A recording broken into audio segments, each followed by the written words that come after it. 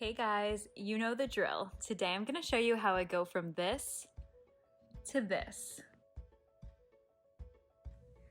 Of course, to apply porcelain primer, I'll be using my partner in crime, the Icon Pro.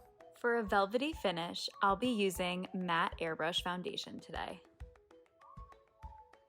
To accomplish that shimmer and spice, I'm using the Nude and Naughty palette. I love the Nude and Naughty palette because it has 36 colors to choose from.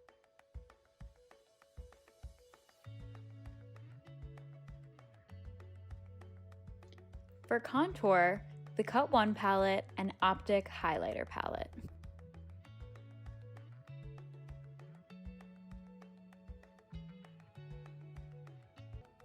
For eyebrows, I'm using the Define 2-in-1 brow pencil, and the angled pencil makes it so easy to fill in your eyebrows. To define my lash line, I'm using Persuasion eyeliner.